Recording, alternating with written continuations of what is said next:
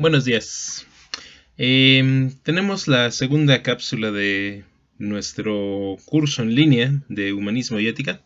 Un curso que no estaba originalmente pensado para hacer en línea, pero lo estamos convirtiendo en tal. El día de hoy les platico un poco acerca de Jean-Paul Sartre, haciendo sobre todo un comentario a las distintas lecturas e interpretaciones que dieron ustedes al texto de Ante la Ley y conectándolo un poco con el otro texto que leyeron ustedes muy breve, de una crítica sobre el concepto de responsabilidad en Sartre. Bueno, quiero juntar esto con la plática de la vez pasada, donde estaba haciendo como que una presentación de los 4 pensadores que vamos a estar viendo esta semana. Nos habíamos quedado, si ustedes recuerdan lo último que les comenté, en que Sartre es un filósofo muy importante y muy interesante porque probablemente haya sido en el siglo XX la persona que más hizo énfasis en la importancia de la libertad y la responsabilidad individual en la formación del ser humano. Ahora, ¿cómo les diré? Quiero que esto suene delicado. A veces tienen ustedes tenemos nosotros todos en general en esta época, una actitud muy optimista hacia la vida.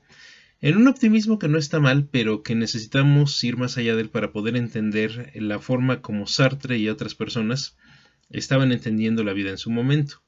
Aquí hago un pequeñísimo paréntesis para ubicarlos en secuencia histórica temporal. Cuando hablamos de los existencialistas franceses y en general de todos los existencialistas del siglo XX, estamos hablando de personas que estaban tratando de sobrevivir a esa tragedia que fue la Segunda Guerra Mundial.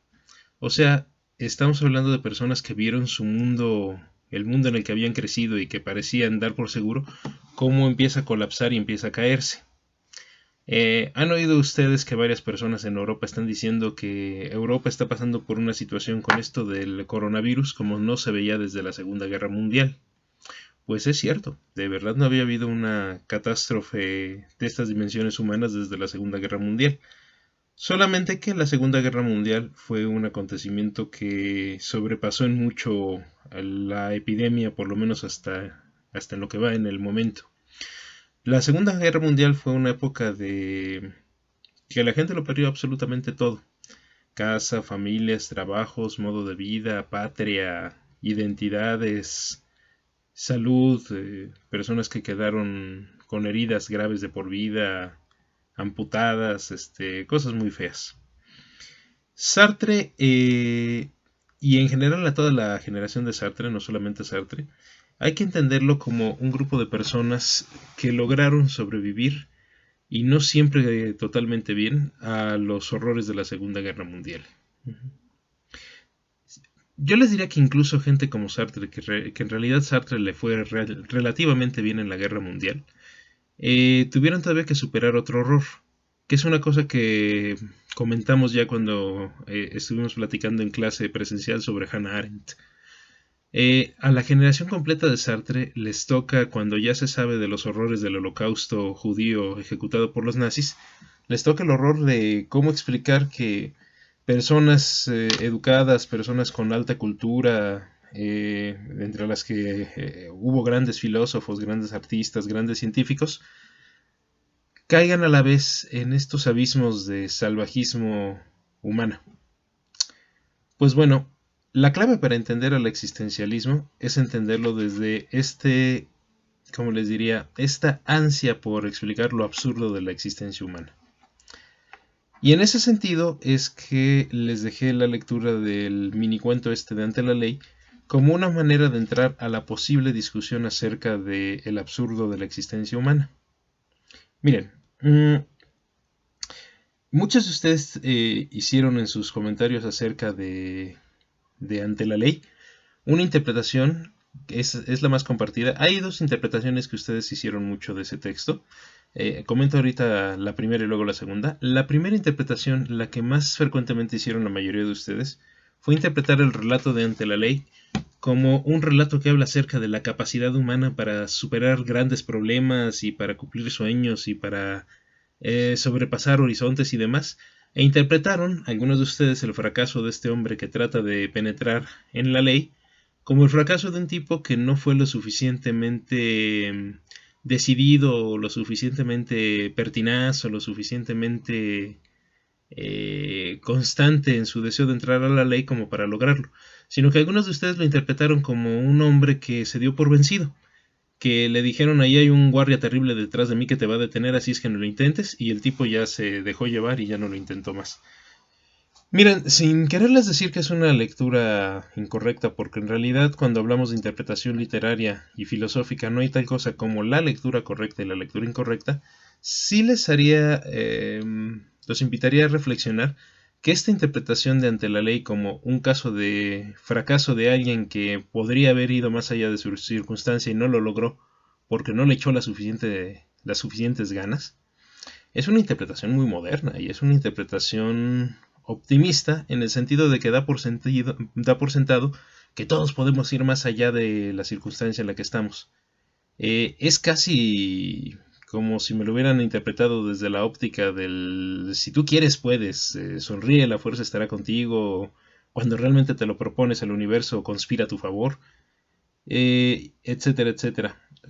Cosas que hemos oído mucho del discurso de la superación personal, pero también que está muy en el discurso de los medios de comunicación, de la educación moderna, de una buena parte de la psicología. Toda esta idea de que nosotros somos nuestra circunstancia y de que si tú te lo propones lo vas a lograr, etcétera, etcétera.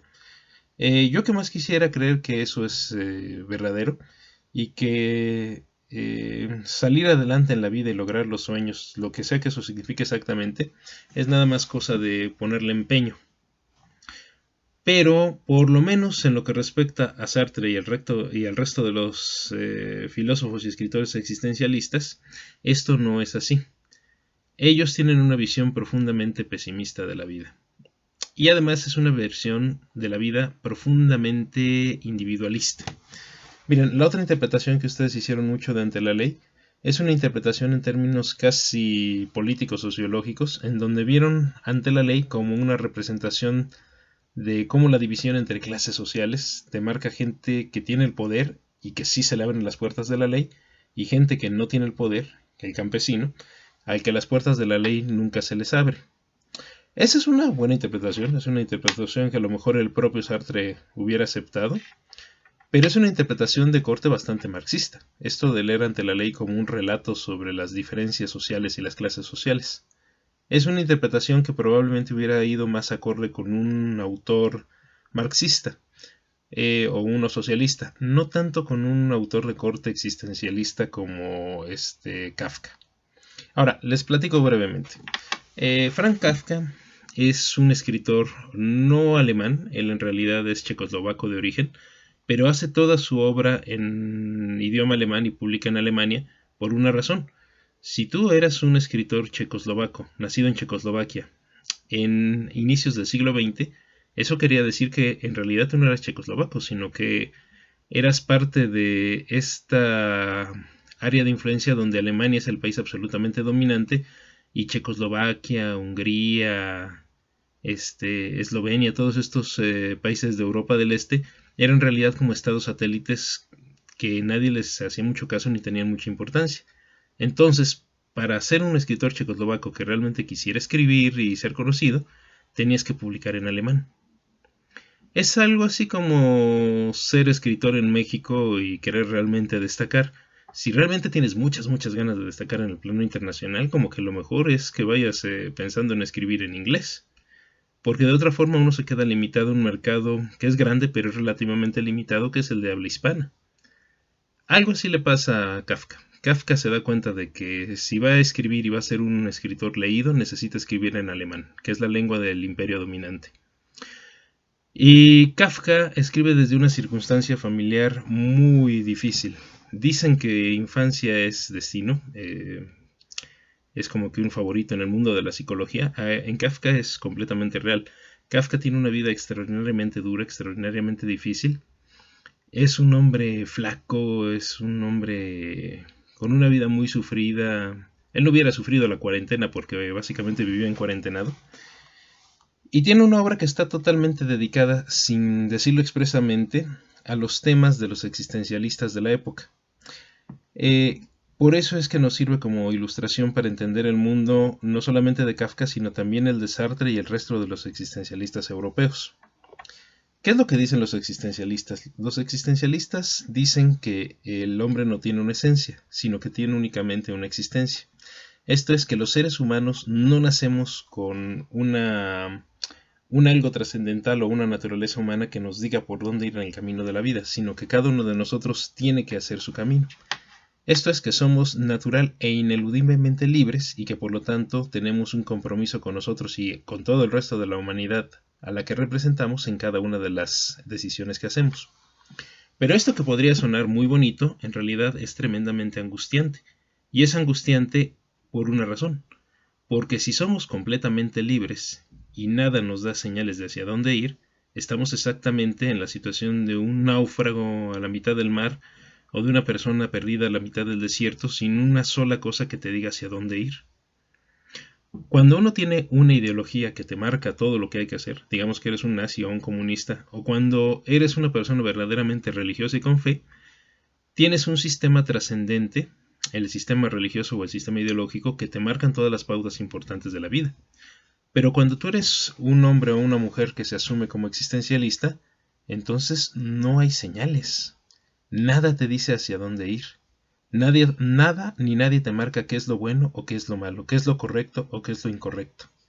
Nada te dice si lo que estás haciendo es una buena elección o una mala elección. Y eso es una cosa terrible. Porque además, al final, mientras más te acercas al final de la vida o al cumplimiento de una cosa que en un momento te pareció que tenía sentido, te vas dando cuenta de que en este mundo donde todas las posibilidades están abiertas, ninguna posibilidad es preferible a la otra porque ninguna tiene sentido. Esto es, en esta apuesta por la libertad absoluta y la responsabilidad, con lo que se topan los humanistas es con que la vida no tiene absolutamente ningún sentido. Ningún otro sentido más que el propio hombre le quiera dar, o el que el propio hombre o la propia mujer puedan darle esa existencia. Pero cuando lo haces, cuando te empeñas en decir esto es lo que tiene sentido y lo tratas de defender o de comparar con otros posibles sentidos, te das cuenta de que no hay contra qué medirlo. Tú eliges a partir de tu libertad esencial qué es lo que deseas hacer o qué es lo que deseas hacer o qué tipo de vida deseas vivir, y al final no hay manera de justificarle ni ante los demás ni ante ti mismo o a ti misma que eso que elegiste fue una buena elección. La vida es un absurdo completo, o para decirlo con una frase del propio Jean-Paul Sartre, la vida del ser humano es una pasión sin sentido. Es dolor, es sufrimiento, es angustia. A veces hay también alegrías, pero ninguna de ellas tiene un sentido trascendente. Nada de lo que hagas tiene una razón de ser más allá de la razón que tú hayas pensado en ese momento que era una buena razón para hacerlo, pero cuando ya pasó el momento no tienes ningún algo trascendente que te lo justifique. Kafka, que era un hombre que absorbió mucho, digamos, de la cultura de su tiempo, traía perfectamente escrito esto del signo del existencialismo en su conciencia. Y entonces la obra completa de Franz Kafka, que sería un escritor que yo les invitaría a que lean cada vez que puedan porque es simple y sencillamente fascinante, es un mundo de pesadilla en donde se mezcla estos motivos existencialistas con el otro motivo que domina mucho del pensamiento de la época, de la primera mitad del siglo XX, la burocratización de la vida. Eso que ya habíamos leído en Hannah Arendt, esta idea de que los seres humanos, mientras más estamos proclamando desde la filosofía existencialista con nuestra libertad y estar aventados al mundo y demás, en el fondo somos cada vez menos dueños de nosotros mismos porque vivimos metidos en una máquina burocrática en donde no importan tus decisiones personales, no importa tu individualidad, no importan tus propios gustos, intereses o valores, eres parte de una máquina. La máquina de la administración del Estado, la máquina del sistema de salud, la máquina del sistema militar, la máquina del sistema de administración científica eficiente de la compañía o la fábrica en donde trabajas, la máquina de la escuela. Todo se convierte desde el pensamiento de los teóricos de la burocracia, que este es el término general, en una máquina social de la cual cada uno de nosotros formamos un eslabón. Un eslabón que, para peor, tiene la falsa percepción de ser libre cuando en realidad no lo es. Y aquí aparece el fenómeno de la falsa conciencia de Jean-Paul Sartre. Este asunto de no querer asumir la libertad personal porque uno forma ya parte de un entramado social en el cual ni sabemos cómo escapar, ni nos atrevemos a hacerlo en realidad porque nos da terror. Un ejemplo rápido de qué es esto. Recordarán, para todos los que leyeron con cuidado El existencialismo es un humanismo, esta parte donde se pregunta Sartre, ¿pero por qué le tengo yo que hacer caso al reloj cuando el reloj suena? ¿Por qué suena el despertador y yo me levanto alocado a las 5 o 6 de la mañana que lo puse y me levanto? ¿Qué poder tiene el despertador sobre ti? La respuesta es ninguno. Es una máquina que de hecho tú fuiste quien la programó. Tú no tendrías por qué levantarte si no quieres, aunque suene el reloj. Lo que pasa es que el reloj no es poderoso por sí mismo. Es poderoso en cuanto que representa el poder de la organización social sobre ti. ¿Qué pasa si tú decides, ahora sí que por tus pantalones, no hacerle caso al despertador? Que no llegas al trabajo, o que no llegas a la escuela, o que no llegas al trámite que tienes que hacer, y eso trae consecuencias para ti. Entonces lo que te está castigando y lo que te está dominando no es en sí el reloj, sino el poder que tú le otorgaste al haber abjurado o renunciado a parte de tu libertad para dejar que la administración social que pesa sobre ti, la escuela, la fábrica, la oficina, tomen una serie de decisiones y tú las acates obedientemente, renunciando a tu libertad esencial. Y entonces lo que tienes es la falsa conciencia de pensar que es la escuela, o es la oficina, o es el gobierno, o es la sociedad la que te impuso decisiones y decisiones y decisiones, que en realidad tú decidiste al decidir no decidir sobre tu decisión. Tú renunciaste a decidir cuándo te quieres levantar para dejar que alguien, una institución, la escuela, la oficina, decidiera sobre ti esta cuestión. Y eso se va aplicando con todas las cosas de la vida, según Sartre y los existencialistas. El hombre vive en la falsa conciencia de saberse libre y tenerle tanto miedo a su libertad como para dejar que las instituciones y las organizaciones burocráticas sociales tomen el poder sobre ti. Lo peor es que estas instituciones y organizaciones sociales, mientras más se complican, mientras más complejas van siendo, menos entiende uno cuál es su sentido y cuál es su finalidad. Y aquí es donde entra Kafka. En Kafka, la oficina, la fábrica, el ministerio en donde uno va a hacer un trámite, adquieren tintes primero de sueño. Hay una atmósfera siempre de sueño en toda la atmósfera de Kafka, que es profundamente inquietante, pero que muy pronto acaba en pesadilla. Kafka es un escritor que te va llevando de lo que es levemente extraño y te preguntas, esto casi es real, pero tiene un factor acá como de sueño que no logro acabar de explicar y que es muy inquietante, hasta la cosa de ya, por favor, sáquenme de aquí, esto es una pesadilla. Todo en un mundo en donde al final absolutamente nada tiene sentido. Y entonces en las novelas y en los cuentos de Kafka, uno lo que va viendo es el drama de pobres pequeñas personas que creen que están tomando decisiones o que creen que están ejerciendo su libertad personal, cuando en realidad hay una máquina impersonal e incomprensible que es la que toma todas las decisiones importantes en algo que no tiene sentido ni para las personas que viven el drama ni para la propia máquina burocrática. Porque al final absolutamente nada tiene sentido en el mundo burocrático y existencialista y onírico de Kafka. Tomemos como ejemplo Ante la ley. Les decía, hay dos lecturas que ustedes hicieron. La lectura de Si tú quieres puedes, la lectura muy optimista, y la lectura muy social, casi marxista de Ante la ley. Hay otra lectura que es la que probablemente hubiera privilegiado el propio Kafka y la que le hubiera gustado a Sartre. La lectura de Ante la ley lo único que te demuestra es la inútil pasión que es la vida humana. ¿Por qué razón? Porque efectivamente la puerta de la ley estaba únicamente para ese hombre, pero efectivamente era inaccesible. ¿Qué es esto? Que toda su vida la dedicó a algo que desde siempre y por siempre fue imposible. No tenía absolutamente ningún sentido que tratara de entrar por esa puerta. Y sin embargo, no tenía otra opción más que tratar de entrar por esa puerta. O sea, Toda su vida se consume en algo que no tiene sentido, no tiene finalidad y no tiene significado. Una vida absolutamente tirada al absurdo. Ese absurdo fundamental vital es lo que está en la conciencia y en la motivación de los existencialistas. Les decía, ante la ley es parte de un relato más largo. Ese relato más largo es el proceso.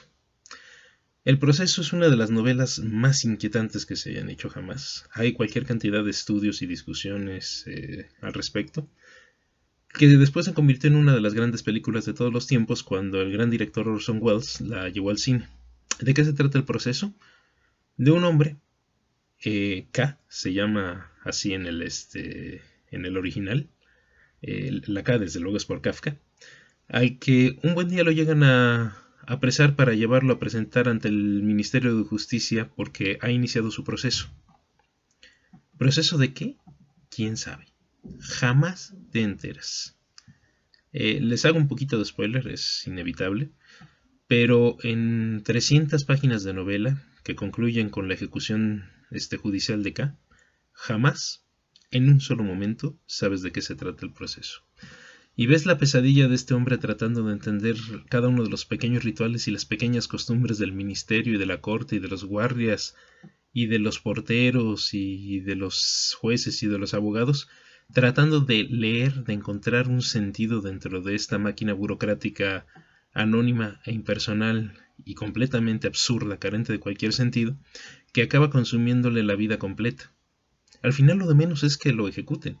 Al final el punto es que toda la vida de K se convirtió simplemente en el intento por llevar un proceso que nadie, absolutamente nadie en la novela, explica ni comprende. Es más, quizás lo más inquietante es que el propio K, en algún punto, renuncia a tratar de entender qué cosa es el proceso. Simplemente uno vive un proceso judicial en donde no sabes de qué se te acusa, ni quién te acusa, ni por qué te acusan, ni para qué te acusan. Simplemente estás metido en esta pesadilla judicial. Todas las novelas de Franz Kafka son parecidas. El Castillo es la novela de un agrimensor que llega a hacer un trámite a una oficina gigantesca conocida como El Castillo, en donde nunca sabes ni para qué es el trámite, ni quién lo mandó, ni en qué pararon sus gestiones, ni si eran necesarias o no eran necesarias. Todo es la vida consumida en tratar de lograr un trámite imposible de lograr en todo momento. La metamorfosis es la pesadilla del tipo que amanece un día convertido en un insecto gigante o algo parecido. En realidad nunca se describe exactamente qué cosa es. Y es una historia de cómo uno puede estar alienado en su propio medio social, incomprendido y golpeado y criticado y herido por toda la gente que te rodea, sin que te enteres nunca de qué fue lo que ocurrió en realidad. Y así podría seguir con todos los cuentos de Kafka que son exactamente iguales en este sentido profundo, de un personaje que muere consumido en una obra inútil o en una pasión sin absolutamente ningún sentido, en donde además nadie toma nunca una decisión demasiado consciente de por qué quiere estar o para qué quiere estar en eso. Esto se repite en toda la obra de los existencialistas, y es, por así decirlo, la ilustración literaria de lo que Sartre, que es el gran filósofo del grupo, desarrolla de una manera muy teórica y muy conceptual. Aquí estamos diciéndolo como si fuera una cosa simple, pero en realidad habría que explicar exactamente qué es eso de la no trascendencia humana y la falta de sentido de la vida humana y todo lo demás. Concluyo de momento ya este comentario para dejarlo a los existencialistas, haciéndoles mención de un nombre que se está mencionando mucho por estos días y se va a seguir mencionando todavía más, porque es de estos momentos en donde la realidad se nos cruza con la historia literaria y con la literatura. Albert Camus y el relato de la peste. Camus es digamos que el otro gran existencialista francés, aparte de Jean-Paul Sartre. Entre los dos se llevaban bastante mal, por cierto. Camus era un poco más joven que Sartre, pero vamos, eran más o menos contemporáneos. Albert Camus es uno de los personajes más interesantes de toda la historia del siglo XX. Tanto Camus como Sartre, los dos recibieron el Premio Nobel de Literatura en algún momento, pero Camus Camus, lo digo para quien no lo identifique por Camus, que es la pronunciación muy francesa, fue un tipo que murió joven en un accidente automovilístico. A diferencia de Sartre, que era, por decirlo así, un parisino típico, Camus no nació en realidad en Francia, sino en África, en Argelia, cuando Argelia, país del norte de África, era una colonia de Francia. Y entonces Camus se sintió toda la vida como un exiliado dentro de la propia Francia, alguien a quien los propios franceses no consideraban como un verdadero francés. Y esto pesa mucho en su biografía, pero mucho, mucho, mucho. Camus es un extranjero. Para usar una frase de una estudiante mía en la UNAM, era algo así como un extranjero en su propia existencia. O sea, ya era un existencialista desde antes de ser existencialista. A diferencia de Sartre, que como escritor no es un escritor tan bueno, Camus es un escritor absolutamente genial y cualquier cosa que lean de él es absolutamente estupenda. Probablemente su mejor obra sea una que se llama precisamente El extranjero, y que no es otra cosa sino un relato de un hombre que comete un crimen y es procesado y castigado por él, o sea, casi la historia del proceso, con la diferencia de que aquí sí sabes el crimen. La cosa diferente, a diferencia del proceso de Kafka, en donde el personaje K siempre está sufriendo porque siente que algo que no entiende le está pasando, aquí el personaje del extranjero de Camus no, lo asume con toda la calma del mundo. Sí, cometí un crimen y me van a colgar por ello. Y no sufro ni voy a pedir perdón, ni me voy a arrepentir, ni voy a hacer absolutamente nada porque comprendo que si me dejan vivir o si me matan, da exactamente lo mismo. Si se hace justicia y me cuelgan o si no se hace justicia y me liberan o si pasa cualquier cosa que pase, da exactamente lo mismo porque la vida no tiene ningún sentido y todas las opciones son exactamente igual de absurdas. Ahora, es raro que todo esto lo escriba Albert Camus, que fue un tipo comprometido, pero bien comprometido con causas sociales.